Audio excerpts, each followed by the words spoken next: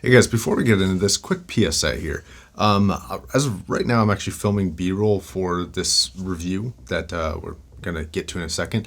There have been some reports, and I want to thank DMS for letting me know this, that some of these are blowing up or popping, fizzing out, something like that, and shorting both the amp and the headphones. Now, these are just reports. I haven't had any issues with this for myself, and I would suggest highly that you do your own research on this. So I'm going to play the review in its entirety here, but I really would suggest maybe not picking this one up until everybody is absolutely sure that there's not going to be any issues with the L30. Okay, guys, here's the review. Hey, what's up, guys? I'm Josh, and we've checked out the Topping A90, the Topping A50S, and today it's time to check out the Topping L30. This is a $150 single-ended amplifier coming out of Topping, and is using a lot of their current technology that kind of trickled down from their higher-end amps and provides a very, very competitive amplifier in the price range.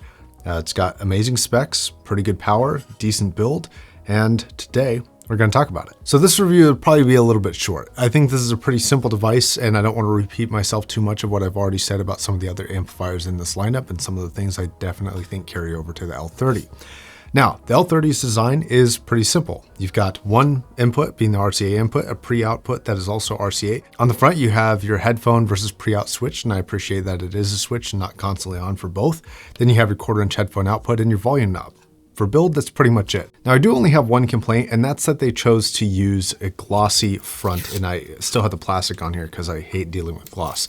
Topping, this is 2021, please get away from the gloss. Nobody likes it. Now, I bring up the A50 and the A90 because they share similar DNA to the L30, and that's the NFCA, which is Nested Feedback Composite Amplifier, which is what's inside this. Now, unlike those two amps, this is only a single-ended amplifier, but it does provide a decent bit of power, being 3.5 watts into 16 ohms, and I believe 2.8 into 32 ohms. So a pretty substantial amount of power for $150. But the spec impressiveness doesn't stop there. The total harmonic distortion is like 0.00007%.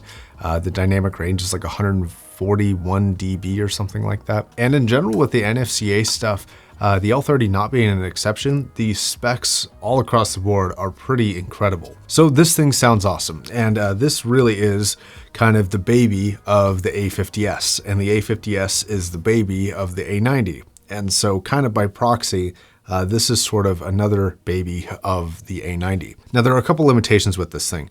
One, the build is not nearly as good as the A50 or the A90. Those have a very solid, dense feeling. This feels a little bit thin, and you can kind of hear it. The main difference between those amps, aside from the balance, is the power capability and the flexibility of the different headphones that they can drive. So this one is sort of limited. I love this thing on most dynamic headphones.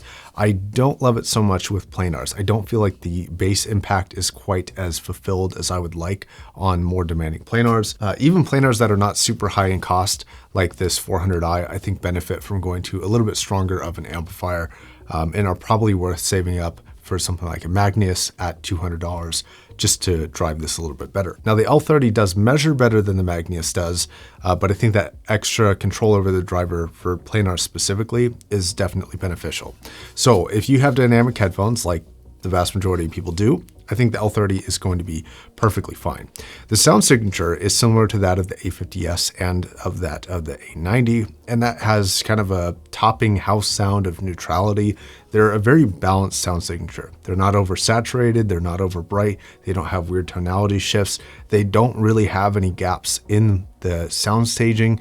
They are just fully complete, really neutral, really good sounding amplifiers in my opinion. Now, this amplifier is no exception to this, but one of the big benefits of the NFCA stuff is the drivability of really efficient IEMs. Now, both the L30, the A50S, and the A90 have all been able to drive a versatility of headphones, including really efficient IEMs. And for me, that's a big plus because a couple years ago, you had to split up what amplifiers you were using for your IEMs and what amplifiers you were using for your full-size demanding headphones.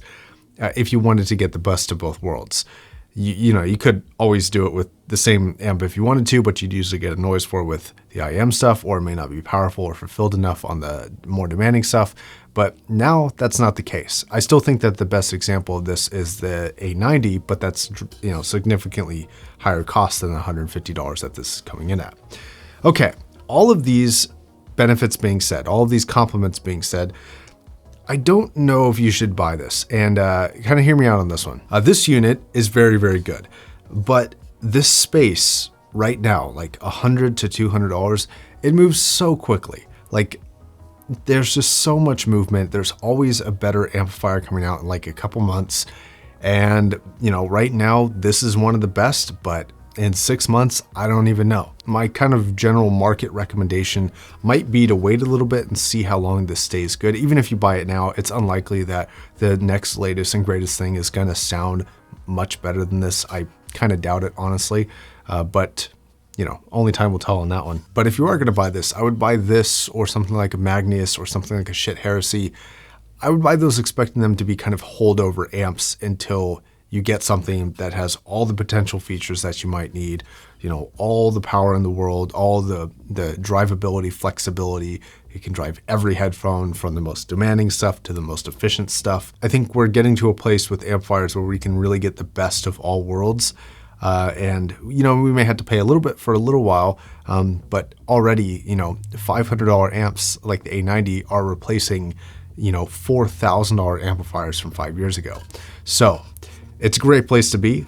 There's quite a bit of movement in this territory, and I would keep an eye out for all that. Okay, guys, I think that's going to be it for today. Thank you very much for watching. Until the next video, my name is Josh, signing off. Bye, guys.